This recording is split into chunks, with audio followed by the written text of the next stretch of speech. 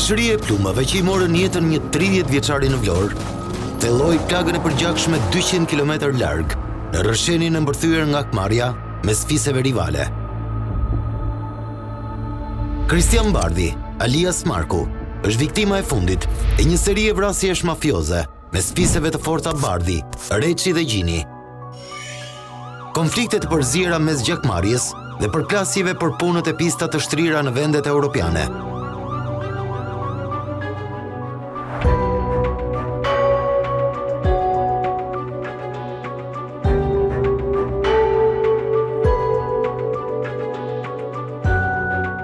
Por si ka nisur përplasjet mes të fortëve të rrëshenit dhe përzierje e trafiqeve me asmërit. Dosjet që kanë tronditur nga themelet, një komunitet të vogël, të mbërthyer nga ngjarjet që po mbjellin terror.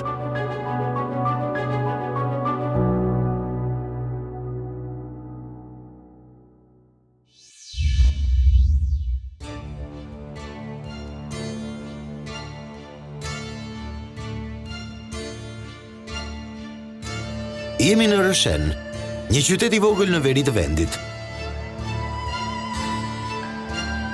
Në rrjedhën normale të jetës në një komunitet të vogël, patrollimi demonstruesi 2 furgonave të strukturës policore shqiponjat, do të duke jo I zakonshëm.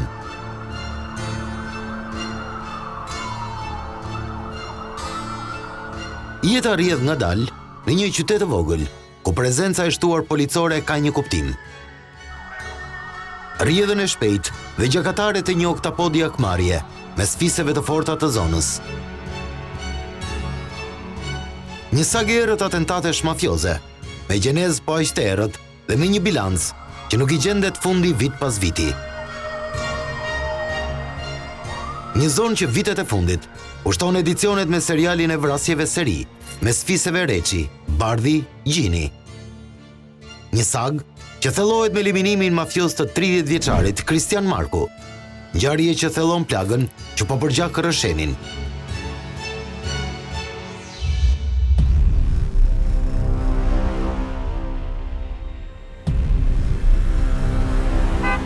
Atë mbrëmje, 30 vjeçari Kristian Bardhi, I njohur së fundmi me mbiemrin Marku, o thonte nga Tirana në drejtim të Vlorës. Ai do të duhej të ishte një udhtim normal, në një qytet ku kohët e fundit kishte krijuar miqësi me personazhe të njohur të zonës. Por, në afërsitë të Novoselës, makina tip Volkswagen e 30 vjeçarit u godit brutalisht nga një sulm I mirëmenduar që I mori jetën të riut.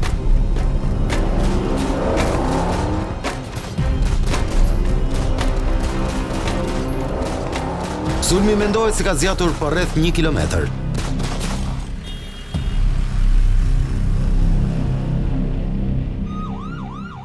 Policia mbërriti në vend ngjarje dhe zbuloi trupin e pajet të mirëditorit. 2 orë më vonë, është gjetur edhe mjeti I djegur që mendohet se u përdor nga atentatorët për vrasjen. Të paktën, 12 preda kanë goditur drejt shënjestrës, 10 prej të cilave kanë prekur viktimën në pjesë të ndryshme të trupit, duke I marrë jetën në vend. Ekspertiza ka përcaktuar përdorimin e armëve të kalibrit 9 mm. Dyshimet e para të policisë flasin për pjesëmarrjen e 3 personave në ngjarjen mafioze. Shoferi dhe 2 qitës profesionist që I kanë marrë jetën Kristian Markut. Akmarja në vetvete nuk është krimi organizuar.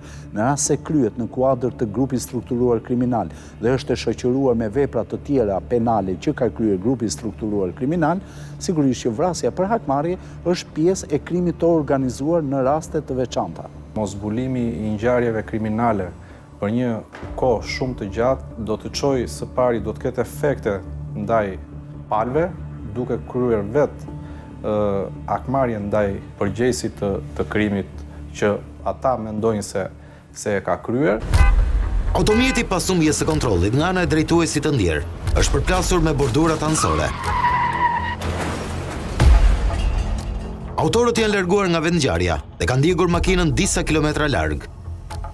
Ata mendohet se janë pritur nga bashkëpunëtor të tjerë që I kanë marrë në makinën e lënë në pritje dhe janë larguar në drejtim të paditur. Pas ditën e krimit, viktima ishte nisur nga Tirana referuar dëshmisë të partneres së tij. Ai kishte lënë takim me një person detajet të zbuluara nga telefoni viktimës që u kqyr nga grupi hetimor. Partnerja e tij nuk ishte asnjë dieni rreth motivit të saktë të udhëtimit. Mendohet se viktima, babai i një fëmije të mitur, është mbajtur në vëzhgim që nga momenti kur është nisur nga kryeqyteti por mori veturën me qira. Grupi hetimor dyshon se Kristian Marku mund të jetë nxjerrë në prit. Duke pas parasysh dhe dienit që grupet kriminale kanë për hasmëritë që kanë ata ndërmjet njëri tjetrit, i kanë nxjerrë në prita për të bërë të mundur eliminimin dhe pastrimin e territorit për ta shfrytzuar vetë. Në këtë rast, parashikohet cilësimi juridik i veprës që ka lidhje me përgatitjen e kushteve për kryerjen e një vrasje dhe sigurisht që ka dënime dhe sanksionet penale të paracaktuara. E rëndësishme është të bëjmë kujdes, kemi me përgatitje apo me tentativë. Kristian Marku është pjesëtar i fisit të njohur Bardhi në Rëshen. Nipi Martin Bardhit, një prej të fortëve të zonës, i ekzekutuar më 26 shtator të vitit 2023 në lokalin e tij. Dyshimet e forta të policisë në lidhje me vrasjen e Kristianit lidhen me pistën e gjakmarrjes dhe asmërive të vjetra të Bardhajve me fisin tjetër të njohur Reçi. 30 vjeçari nuk është i panjohur për policinë e shtetit, pasi është përmendur për ngjarje kriminale në të shkuarën. Emri Kristianit del në skenë atentatin e dështuar ndaj Sajmir Reçit më 26 mars të vitit 2023. Sajmiri, nipi i Kastriot Reçit, të fortit të zonës, i ekzekutuar në vitin 2020, ka implikuar në atentatin e dështuar edhe 30 vjeçarin. Kristian Marku ishte skeduar nga policia për praninë e mundshme në ngjarje si person aktiv pjesëmarrës. Pas fazës së hetimeve, Marku i ran të gjitha akuzat, pasi organi i akuzës konkludoi se ai nuk ishte në vend ngjarje. Megjithatë, ajo përplasje shënjoi jetën e tij. Dëshmitë e familjarëve të siguruara nga Inside Story zbulojnë se Kristiani ruhej shumë së fundmi, pasi kishte kuptuar se ishte në shënjestër. Por të afërmit nuk kanë dhënë asnjë orientim për dyshimet e tyre dhe armiqësitë. Kjo ka vënë alarm policinë, që i trembet një akmarrje me vetgjyqësi, gjë e cila shpjegon edhe patrullimet e forcave speciale në Rëshen pas ngjarjes. Është shumë e vështirë ta përfshish, po themi, një rast të akmarrjes për shkak të gjakmarrjes si krim të organizuar, por këtë e definon vetëm hetimi, i cili mund të kanalizojë që kemi të bëjmë me grupe të pajtuara për të kryer vrasjen me qëllim përfitimi. Një tjetër çështje ku emri Kristian Marku del në skedat e policisë është dhe një ngjarje tetore të vitit 2024. 30 vjeçari u denoncua nga pronari një pike karburanti që së bashku me shtetasin Aleksandr Senaj e kanë kërcënuar me armë, duke refuzuar të paguanin parat për karburantin. Policia e mirditës e shpalli në kërkim, por sërish kjo çështje u mbyll dhe Kristian Marku vazhdoi të ishte i lirë. Ndaj tij nuk ishte asnjë akuzë zyrtare. Disa vite më parë, ai ishte dënuar për dhunimin e rënd të një personi nga gjykata e Fierit. Grupi hetimor po verifikon edhe konfliktin në fjalë për të hedhur më shumë dritë, nëse ajo çështje ishte mbyllur mes palëve. Në këto vepra penale dhe kemi plot raste kur njerëz që janë të rrethit të tretë apo të katërt familjes janë ekzekutuar si rezultat i gjakmarrjeve. Prova konkrete, sigurisht dhe dinamika e kryerjes së veprave penale përcakton rolin e gjithë secilit në grupin e strukturuar kriminal. Por, e rëndësishme, pasi të kesh provuar ekzistencën e grupit kriminal, është shumë e lehtë pastaj të përcaktosh rolin e gjithë secilit. Kristian Marku është një emër i njohur në Rëshen, kryesisht për shkak të origjinës së tij, fisit Bardhi dhe armiqësisë së betuar me familjen Reçi. Armiqësi që ka shkaktuar viktima të shumta dhe një sak vrasjesh që vazhdon sot e kësaj dite. Kundërshtarët dyshonin se ndjeri ishte aktiv në planet akmarrëse ndaj fiseve rivale. 30 vjeçari kishte krijuar jetën e tij familjare. Jetonte me partneren në Tiranë, ishte babai i një fëmije të mitur. Megjithatë, ka informacione se i riu kishte miqësi edhe me element të përmendur të botës së krimit. Vetë fakti që këto familje kanë një sag të gjerë vrasjesh midis njëri tjetrit në një kohë të shtrirë shumë të gjatë, nuk vlerësoj se nuk kemi përpara një krimi të organizuar, sesa një vrasje për shkak të gjakmarrjes. Pas krimit, Prokuroria e Vlorës mori kontakt me organin e akuzës në Mirdit, duke shkëmbyer informacion në kohë reale. Ka informacione se në Vlorë ai kishte miqësi me Ineza Irullën, një prej të fortëve të zonës, që trashëgon drejtimin e grupit Edison Arizajt. I forti Vlorës i ekzekutuar në Durrës në vitin 2018. Veta Irulla i ka shpëtuar disa atentateve. Në një rast, një sasi eksplozivi shpërtheu në mjetin me të cilin udhëtonte, duke lënë invalid. Krimi bashkëpunon ndërmjet ka ndërlidhje ndërmjet tyre.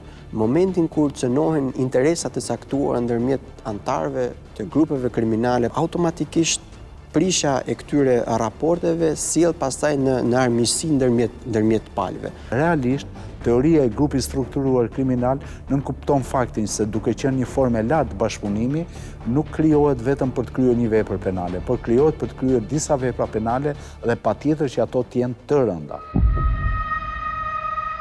Së fundmi, saga e akmarrjeve është rindezur mes grupeve të Vlorës. Por nuk dihet nëse viktima nga Mirdita ishte implikuar në përplasjet e bandave në zonën ku atij u bë atentat. Përplasja mes grupeve të Inezit dhe atij të vëllezërve Sinomati është e njohur në qytetin bregdetar, por asnjë ngjarje nuk është zbardhur. Por le të kthehemi te ngjarja e Novoselës. Pavarësisht miqësive të viktimës në zonë, nuk ka asnjë informacion për përzierjen e Kristian Bardhit alias Markut në përplasjet mes grupeve atje. Kjo ka bërë që Prokuroria e Vlorës të fokusohet fort në të shkuarën e viktimës, përplasjet e familjarëve të tij në vendlindje, në Rrshen. Ajo që po verifikohet janë dyshimet se dikush e nxori në prit. Prokuroria ka dërguar për ekspertizë telefonin e viktimës. Pritet zbardhja e plot dhe përfitimi i komunikimeve të vjetra për të kuptuar më tepër rreth kontakteve të tij. Mund të realizoj veprime hetimore inteligjente, siç mund të jetë vendosja në mbikëqyrje dhe përgjim dhe vëzhgim e autorëve potencial të dyshuar nga ana e organit të prokurorisë dhe policisë për zbardhjen sa më të shpejtë të ngjarjes.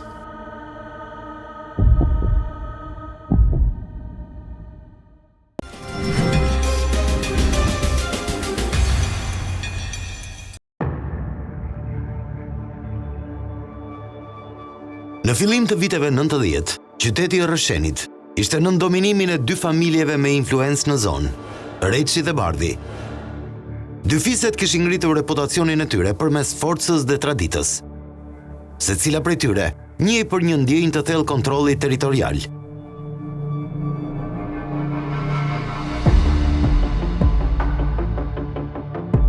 Ilir Reçi në atë kohë 20 vjeç, që njihej si i forti zonës, ishte personi që ndezi konfliktin mes dy familjeve. Ajo ndesh me një nga vëllezërit e Martin Bardhit, ku me një ton kërcënues i tha se asnjë antar i fisit Bardhi nuk duhet të vinte në qytetin e Rrshenit, duke e konsideruar si territor të reçve. Janë 4 fise të cilat që nga viti 1995 deri në ditët e sotme vazhdon që të ketë një sag vrasjesh të njepasnjëshme. Janë 4 fise të cilat kanë kryer vrasje të ndërsjellta ndërmjet tyre. Policia të monitoronte dhe të kishte kujdes të shtuar për familjet që ishin në konflikt dhe të mos neglizhonte asnjë informacion apo indicie që kishte të bënte me ecurinë e vazhdueshme të këtij konflikti. Kërcënimi i Ilir Reçit u përhap shpejt në zonë si lajm dhe godiste reputacionin e Bardhëve. Pjetër Bardhi, vllai i madh i familjes, nuk mund ta kalonte lehtë kërcënimin e reçve. Ai ndërmerr një udhtim nga Shkodra ku ishte oficer ushtrie drejt Rrshenit. Sapo u përball me Ilir Reçin, pa i thënë asnjë fjalë, e qelloi me armën e shërbimit, duke i shkaktuar vdekjen e menjëhershme. Në familje ku ka hasmëri, ku ka gjakmarrje dashur pa dashur njerëzit, antarët e këtyre familjeve rriten me frymen për pasur kujdes si për vete për familjen e tyre. Pas vrasjes, Pjetër Bardhi u arratis dhe u zhduk nga Rrsheni. Edhe pse u dënua në mungesë, ai kurrë nuk vuajti asnjë ditë burg. Teksa kaluan 28 vite nga ngjarja, dënimi ishte i parashkruar. Pjetër Bardhi, këto 3 dekada, vazhdoi jetën e tij larg Shqipërisë. E rëndësishme në rastin e parandalimit të ngjarjeve të rënda kriminale ose në ndërprerjen e zinxhirit të gjakmarrjes është fuqia parandaluese nëpërmjet dënimeve të tyre penale. Shteti të paktën për sa i përket vrasjeve, mënyrës parandalimit të këtyre vrasjeve, po ashtu dhe zbulueshmërisë tyre, shteti ka dështuar rastin konkret.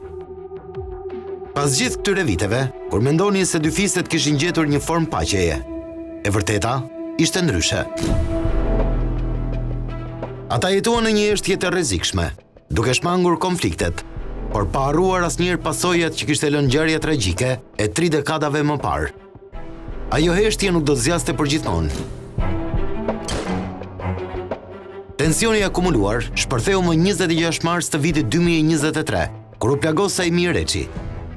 Atë ditë, dy familje do të dilnin hapur kundra njëra tjetrës. Pakti i eshtur u shkel nga të rinjt. Një ngjarje që u duk më se banale, rezultoi që ishte mirë organizuar nga Erind Bardhi. Referuar dosjes hetimore, Saimi Reçi, që shpëtoi mrekullisht, dëshmon se disa persona të panjohur po filmonin banesën e tij. Kjo e vuri në alarm nisur nga smëritë e familjes. Në lagje pash një automjet Mercedes-Benz 220, të drejtuar nga FL, djali një punojës si policie. Me se ndiljen e pasme ishte një shtetas tjetër, cili mbante një aparat celular, ku po filmonin banesën time. Pas këtij momenti, Reçi ndoqi fshinjin e tij dhe pasi e ndaloi në rrugë, e qelloi me shuplak. Në këtë moment, nga automjeti del edhe Enrik Bardhi, alias Marku, djali Martin Bardhit. Sipas dëshmisë së Reçit, edhe këtë të fundit, ai e ka goditur duke i shkaktuar disa plag. Incidenti që ka ndodhur me Saimirin mundet dhe të ishte mbyllur edhe një normalizim marrëdhënies midis palëve, para në do të ishte pasur. Dashamirësinë palët mund të ishte mbyllur sepse ka qenë një incident i momentit, pra një konflikt që ka ndodhur përpara në rrugë midis Samirit dhe djalit Martinit. Dhe ajo që ndodhi më vonë, atentati ndaj tij. Disa orë më vonë, Saimi Reçi u përball me anëtar të familjes Bardhi, të cilët i kishin ngritur një kurs. Ata i bën prit në qendër të qytetit dhe hapën zjarr drejt tij.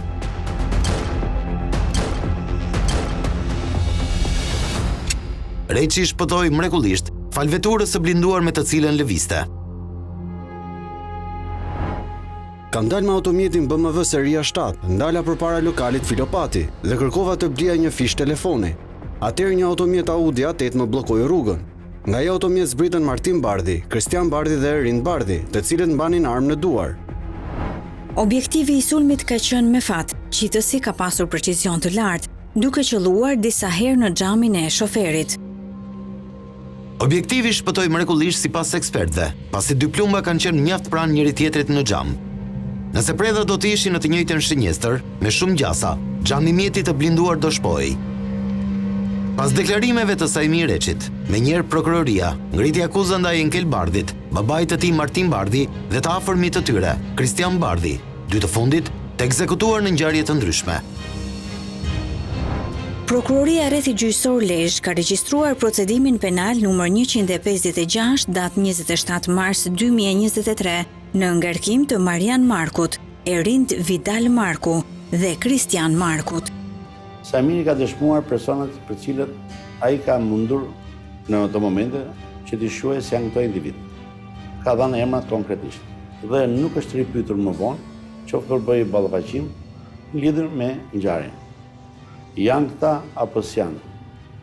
Për mendimin tim, prokuroria në hetimet e saj dhe policia do të kishte bërë ballafaqimin midis individëve, gjë që s'e ka bërë deri më sot.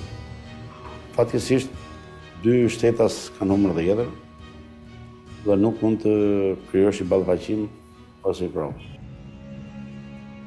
Pas hetimeve të kësaj çështjeje, sipas prokurorisë së Lezhës, ka rezultuar se Reçi nuk ka qenë i sinqert në dëshminë e tij. Sipas të dhënave në dosje, bëhet me dije se autori i kësaj ngjarje ka qenë shtetasi Erind Bardhi. Referuar kamerës së sigurisë, e cila nuk mund të publikohet për shkak se përbën ende sekret hetimor, ky shtetas shihet i vetëm në kryerjen e krimit. Nga kamera duket qartë që Erin Bardhi qëllon disa herë në drejtim të automjetit të blinduar. Më pas, largohet qetësisht nga vendi i ngjarjes.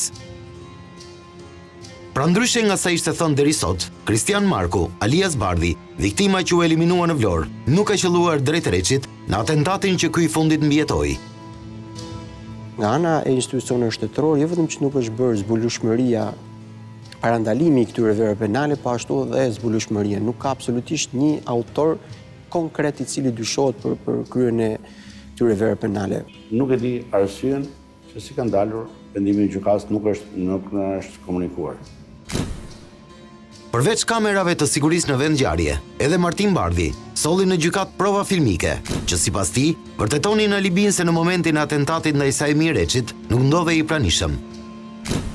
Disa dëshmitar konfirmuan thënien e tij. Nisur nga këto prova, gjykata ndryshoi masën e sigurisë ndaj tij nga arrest me burg në detyrim paraqitjeje.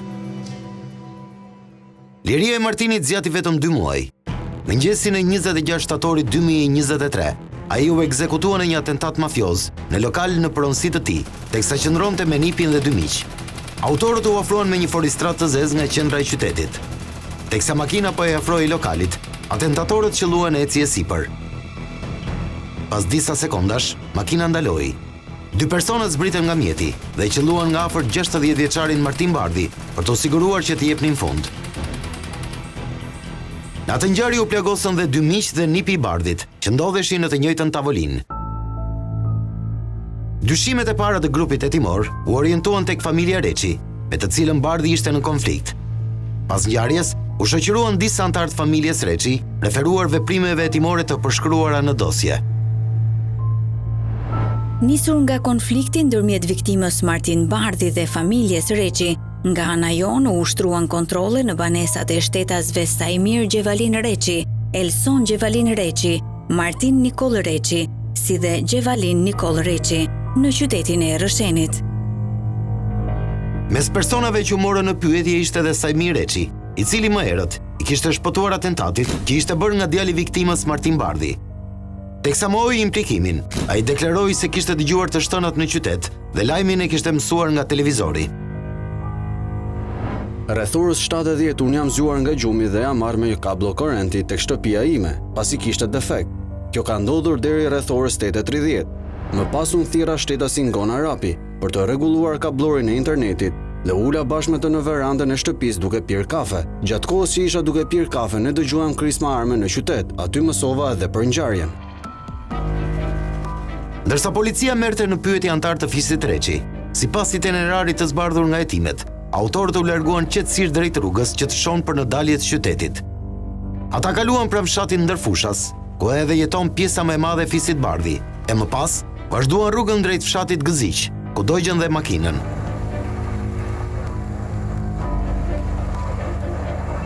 Autorët e ngjarjes janë 2 persona të maskuar me një foristrat, dihet konflikte që kanë pas fisi Bardhi me fise të tjera.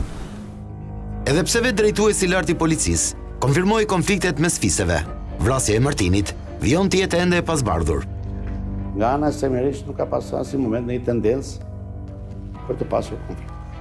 Ngjarjet që kanë vijuar këto dyja nuk mund t'i japim shpjegimin sepse mendoj me atë që kam pas komunikime me klientin që nuk kanë lidhje me këtë ngjarje. Pra, Saimi Reçi nuk ka asnjë lloj lidhje, as implikim në këto 2 ngjarje, sepse në momentin që ka ndodhur ngjarja e parë ka qenë në banesë. Pra, organet kompetente, policia, qoftë policia kriminale, e kanë ditur gjithë sagën e lëvizjes së shtetasit Saimi Reçi. Ngjarja ndodhi pranë shtëpisë së tij, vetëm disa metra larg komisariatit të policisë së Rrëshen, e konsideruar zonë e sigurt. Përveç pasigurisë, ngjarja dëshmoi agresivitetin e vrasësve, të cilët sfiduan edhe policinë duke realizuar një masakër përpara derës së tyre. Cikli i hakmarrjes dhe gjakmarrjes në familje të përfshira nuk është detyrë vetëm e policisë, prokurorisë dhe gjykatës, por është diçka më gjerë për sa i përket pikpamjes sociale, ku duhet të bashkëpunojnë institucione të ndryshme. Vlerësimin tim duke pas parasysh dhe mënyrën e kryerjes të veprimtarisë kriminale, mënyrën e kryerjes të vepra penale të viteve të fundit, ne mendojmë që mënyra e ekzekutimit personave është shkputur nga kjo e drejtë zakonore. Policia, edhe pse ishte pranë tyre, kur u shkrepën armët, arriti dëgjej vetëm makinën që po digjej dhe asgjë më shumë. Kjo ngjarje detyroi drejtorin e përgjithshëm të policisë, Muhamet Rumbullaku, të shkrinte të gjithë zinxhirin drejtues në policinë e Mirditës. Lidhur me ngjarjen në qytetin e Rrëshenit, ku u vra një shtetas dhe u plagosën disa të tjerë, pas analizës së lidhur me veprimtarinë e strukturave të policisë së shtetit për ndjekjen e kësaj ngjarjeje, si dhe për shkak të mostrajtimit, mos analizimit të duhur të konflikteve ndërmjet fisave në Rrëshen, u vendos shkarkimin nga detyra i zëvendësdrejtorit për hetimin e krimeve, shefit të sektorit për rendin dhe sigurinë dhe shefin e komisariatit të policisë Mirdit. Do të ishim në shkeljet ligjit nëse ata nuk do kanë reaguar, po themi, në këtë moment pas ndodhjes së ngjarjes, duke kryer veprimet e duhura, duke ndjekur autorët e ngjarjes apo dhe duke ushtruar forcën që ligji u jep për t'i parandaluar këtë krim. Rreth 30 minuta pas ngjarjes, rrugët që të shojnë drejt Mirditës dhe qytetit të Rrëshenit u blinduan nga Renea dhe forcat e ndërhyrjes së shpejtë. Një helikopter u ngrit mbi male për të pikasur vrasit, por përveç flakëve që shkrumbuan makinën e autorëve, nuk u pa asgjë tjetër. Në rast se shteti vepron fort, në rast se shteti gjen autorët e vrasjes së parë dhe i dënon ato brenda kufive normal të ligjit, është shumë e mundur që të parandalohet një vrasje tjetër për gjakmarrje.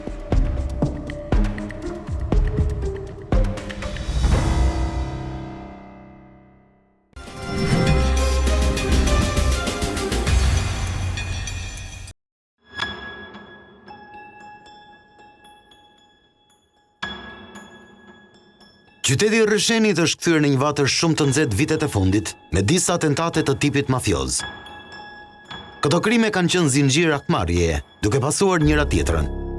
Përveç panikut e pasigurisë së qytetarëve të Mirditës, këto akmarrje janë shtrirë edhe në qytete të tjera të vendit, e madje edhe jashtë Shqipërisë. Veç përplasjes me familjen Bardhi, reçët janë asmërit e egër edhe me familjen Gjini në Rrëshen, po ashtu e njohur për influencën në zonë.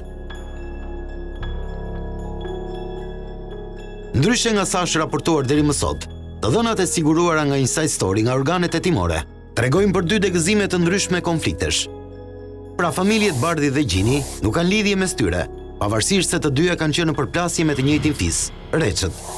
Asmëria Reçi Gjini është një sag dhe Asmëria Reçi Bardhi është një tjetër sag. Këto asmëri të ndryshme janë ndezur për motive të ndryshme, pa lidhje me njëra tjetrën. Pra në rast se do të kishin ndryrë organet kompetente, shoqëria civile, shoqata e pajtimit të gjashme, qoftë dhe institucionet shtetërore, që se kanë bërë akoma, nuk do të kishin ngjarje të tjera. Nuk mund të themi sepse këto 2 ngjarje që kanë ndodhur janë akoma pas bardhë pa autor, dhe nuk mund të themi që këto konflikte kanë ardhur mes 2 fisëve. Sigurisht, ushtrimi ndjekjes penale nënkupton edhe parandalimin e krimeve të mëtejshme, të vazhdueshme, por sigurisht që preventivët kryesor që duhet të marrë policia e shtetit në rastin konkret është monitorimi i herpashershëm i këtyre konflikteve, monitorimi dhe mbajtja në vëzhgime e familjeve në konflikte. Është e pamundur që 4 familje që janë të vendosën në dispozicion funksionarët e policisë shtetit për të bërë të mundur që të parandalohet vrasjet në rasti konkret. Seriali vrasjeve për akmarrje mes fisit Reçi dhe Gjini ka nisur dekadën e fundit.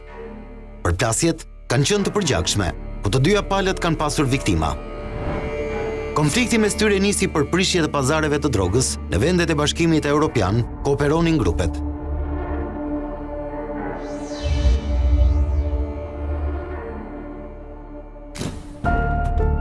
Sejmir Jaku, drejtori i tensionit të lartë në Oshe për Veriun, u vra në 9 shtator të vitit 2016. Dyshohet se 2 personat armatosur kanë qelluar me Kalashnikov drejt ish zyrtarit, duke lënë të vdekur në vend. I plagosur mbeti dhe një person që ishte në shoqërinë e viktimës. Atentati mbeti i pasbardhur deri në majin e vitit 2023, kohë kur Dorian Keqi, njëri nga autorët, aplikoi për kartë biometrike. Një shenjë gishti e gjetur në bidonin e benzinës dhe shkrepsen, me të cilën u dogj mjeti përdorur në krim, vendosi vrasin me pagesë Dorian Keqi. Mënyra se si u bë realizimi i vrasjes mënyra se si bëhet identifikimi i hasmit në rastin konkret tregon dhe vërteton faktin që vetë krimi në rastin konkret është një hap përpara organeve proceduese. Organi akuzës është i detyruar të kryejë të tëra veprimet e mundshme hetimore, të marrë metoda speciale hetimi për të realizuar procesin në rast se personi që është arrestuar nuk është bashkëpunues. Pas arrestimit, drejtori i policisë së Lezhës, në konferencën për shtyp, deklaroi se keqi ishte porositur për eliminimin e Jakut. Viktima Jaku ishte dhëndër në familjen e fuqishme Gjini. Ai ishte martuar me motrën e vëllezërve Gjini. Grupi hetimor u fokusuat te konfliktet e kunetërve të viktimës, por porositësit nuk u mësuan kurrë, pavarësisht se policia deklaroi se ishin identifikuar. Porositësit e vrasjes dyshohet të jenë një grup i strukturuar kriminal që vepron në qarkun Lezhë, tashmë të identifikuar dhe nën hetim nga ana e policisë. Për shkak të cilësisë hetimit dhe të ruajtjes sekretit hetimor, nuk mund të bëjmë publike të dhëna të tjera për këtë çështje. Edhe vetë vrasi me pagesë Dorian Keqi mohoi autorsinë e eliminimit të Jakut. Ai u fundos nga provat shkencore, shenjat e gishtit. Nuk kam lidhje me këtë ngjarje, unë punoj si murator, Tulla e Llaç. Ju lutem më lironi. Dëshmia e tij nuk u mor për bazë. Gjykata e Lezhës e shpalli fajtor dhe dënoi me burgim të përjetshëm.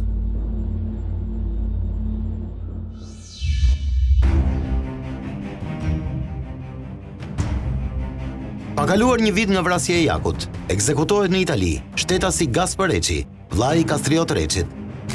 Gaspar Reçi, i dyshuar si përfshirë në vrasjen e Jakut, u qellua nga afër 4 herë. 2 plumba mori në këmbë dhe 2 në kokë, duke i marrë jetën 43 vjeçarit. Policia dyshon se ekzekutimi i tij mund të ishte kryer si akmarrje për vrasjen e Sajmir Jakut. Viktima jetonte prej vitesh në Itali. Gasperi njihej në shtetin Qinj si i përfshirë në trafikun e drogës. Nga të dhënat operative, mësohet se ka qenë pikërisht ai që është përplasur me Sajmir Jakun dhe antar të fisit Gjini për prishje pazaresh. Ku i fundit edhe pse mbante një post të lartë shtetëror në atë kohë, ishte i përfshirë edhe në trafikun e drogës. Sipas hetuesve italian, vrasja e Gaspar Reçit ishte planifikuar me kohë. Autorët e kanë thirrur në emër përpara se ta qellonin. Autoritetet italiane u lajmëruan nga vajza e viktimës, pasi kishte dëgjuar të shtëna dhe pa baban e saj të dergjej në gjak.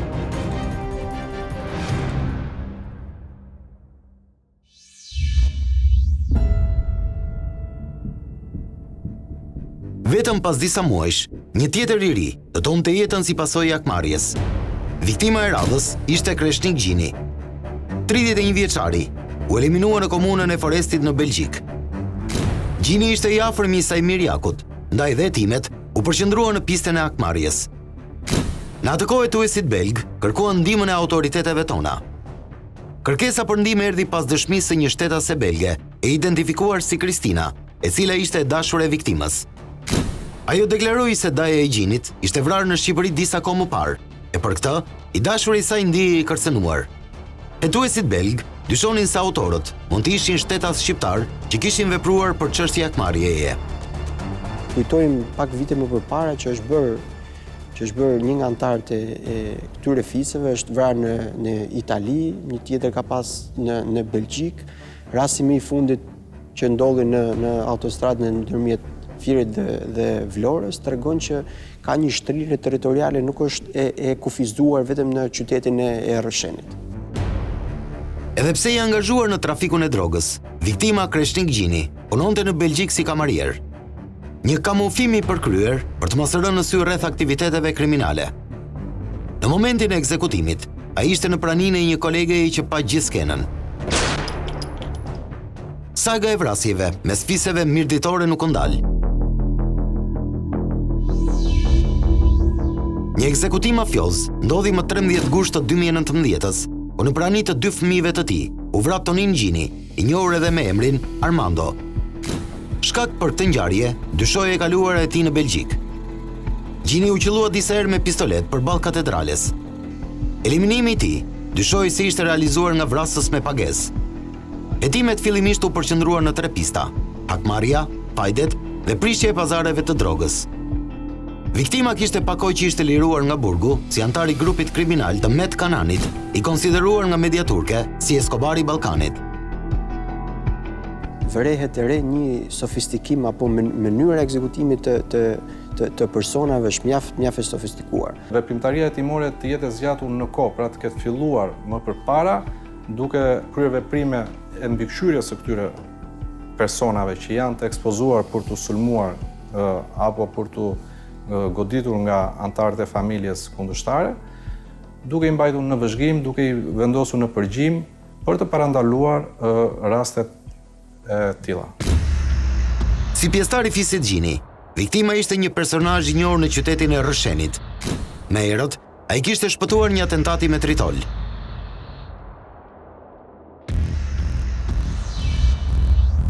Më 7 janar të vitit 2020, Kastriot Reçi, i njohur si biznesmen i fuqishëm në Rrëshen, parkoi automjetin pas Pallatit të Kulturës dhe u drejtua për në lokalin e tij. Pas disa metrash duke ecur, ai ndaloi për të takuar një grua me një fëmijë në bulevard. Ai çast ishte ndalesa e fundit për të, pasi një plumb pranë zemrës e shtriu menjëherë në tokë 47 vjeçarin, duke e lënë të vdekur në vend. Deri në sot nuk është zbuluar autori i kësaj vrasje dhe nuk ka asnjë pistë konkrete të autorit për kryen e vrasjes. Problematika më e madhe është përputhshmëria, pra gjetja e këtij personit, përputhshmëria e DN-s që është përftuar nga vendi i ngjarjes me personin që i përket. Se mund të jemi përpara rastit që ky person nuk ka qenë me rekorde kriminale të mëparshme. Reçi u ekzekutua me sniper nga një distancë e largët.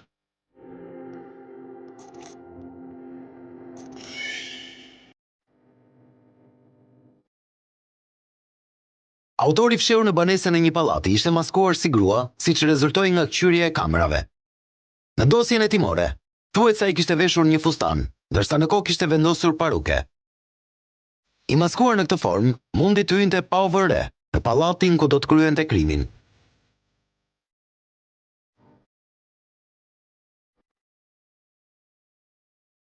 Nga një apartament në katin e 7, qelloi objektivin dhe u largua pa lënë gjurmë.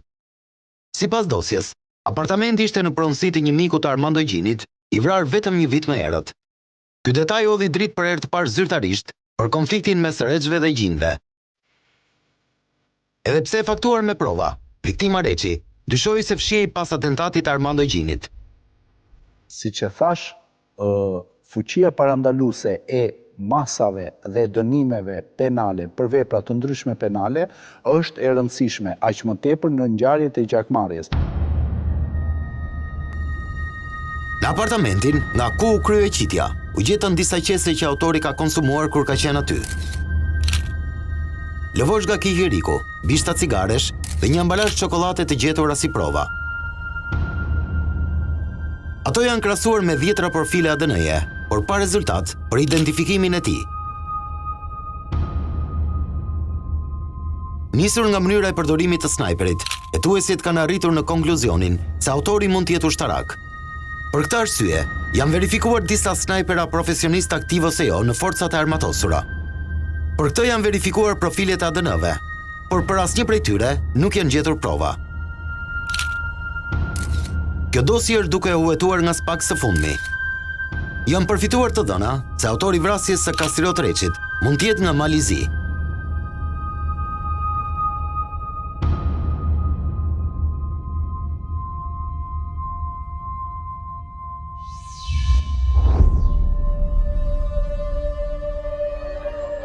Ora nuk ishte shënuar 19:00, kur në Tiranë u dëgjua një shpërthim i fuqishëm, i cili ndodhi në urën e Nishirakut. Një minë e komanduar ishte vendosur poshtë automjetit T-Benz që përdorej nga Preng Gjini. Butoni u shtyp në momentin kur ai po kalonte në urë. Gjini mbeti i plagosur rënd. Në vendngjarje mbeti i plagosur një turist italian, si dhe një tjetër person, të dy kalimtar rasti. Mënyra e kryerjes së veprës penale ndikon patjetër edhe në masën e dënimit që do i jepet autorëve të kryerjes veprës penale. Dëshmitar të shumt panë të gjithë ngjarjen, si dhe drejtuesin e mjetit, i cili nuk lëvizte fare si pasojë e plagëve të marra. Gjini kaloi rrezikun për jetën pas trajtimit intensiv në reanimacion. Objektivi i atentatit nuk ishte një personazh i zakonshëm. Ai ishte vllai i Armandos, i ekzekutuar në mes të rrëshenit në gushtin e vitit 2019. Ky është një aspekt që duhet vlerësuar gjithmonë, vlerësohet në bazë të hetimit të organit të prokurorisë, pasi duhet vlerësuar shumë nga veprimet, pra dinamika e ngjarjes.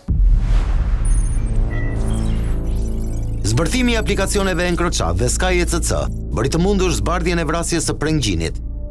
Zyrtarisht për herë të parë, vihet nën akuzë për këtë kalvar akmarrjeje, një nga pjesëtarët e fisit Reçi. Tashmë, tabloja është e qartë, jo vetëm me dyshime, por edhe prova e akuza konkrete. Sipas PAK, porositës për eliminimin e Gjinit është Elson Reçi, nipi i Kastriot Reçit. Hetimet e SPAK zbulojnë një zinxhir të organizuar kriminal të përfshirë për të eliminuar Prenggjinin. Sipas transkripteve të platformës Sky, Elson Reçi, i identifikuar si organizatori kryesor, nisi një plan të hollësishëm për eliminimin e Gjinit në korrik të vitit 2020. Më datë 11 korrik, Reçi kërkoi nga Klodian Shaini informacion policor për lëvizjet e Gjinit. Oficeri policisë i shërbente Gjinit, njëjtë si ti ishte pjesëtar i grupit kriminal. Am shef dot nëse ka kalu kufinin këto dita i prenga, ma shif pak këtë se m'duhet. Kjo tregon se informacioni i brendshëm ishte një aset kryesor në planifikimin e atentatit. Reçi tentoi të rekrutonte disa grupe kriminale për të kryer vrasjen. Fillimisht, Besian Xhixha dhe Enver Diva u angazhuan, por ata nuk arritën të realizonin sulmin. Më pas, ai lidhet me një tjetër eksponent të botës së krimit, Arben Mërkurin, mikun e rrumit të Shiakut, të cilit i kërkon të gjejë dikë për eliminimin e Prengës. Vetë Mërkuri do të ekzekutohej më 18 maj 2022 në një atentat mafioz në Shiak që lidhej me konflikte të tjera. Aso kohë, Mërkuri njohur me Novkon Maneci e lidhi Reçin me Nureddin Dumanin. Ti na thuj vendin dhe kohën, do na tregosh veç një herë. Në fakt, porositë si Reçi zbuloi se Dumani ishte pjesë të njëjtit grup vrasësish që ishin angazhuar por pa rezultat, pra Besian Xhixha dhe Enver Diva. Pas disa përpjekjeve të dështuara me armë zjarri, Reçi vendosi të përdorte eksploziv. Më datë 7 shtator 2020, shpërthimi nuk u realizua për shkak të një defekti në telekomand. Ka lëviz sot se nuk na ndezi pulti, 30 metra nuk na ndezi, nuk na bani aparatura. Më datë 15 shtator 2020, eksplozivi shpërtheu në makinën e Gjinit në rrugën Muedin Llagami në Tiranë, por ai mbijetoi, pasi shpërthimi ndodhi në anën e pasagjerit, ndërsa Gjini ishte ulur në vendin e shoferit. Përgjimet e SPAK tregojnë se Reçi përdorte kontakte të shumta dhe bashkëpunonte me një rrjet të strukturuar kriminal për të realizuar planin. Për eliminimin e kundërshtarit, Reçi premtoi deri në 150.000 euro.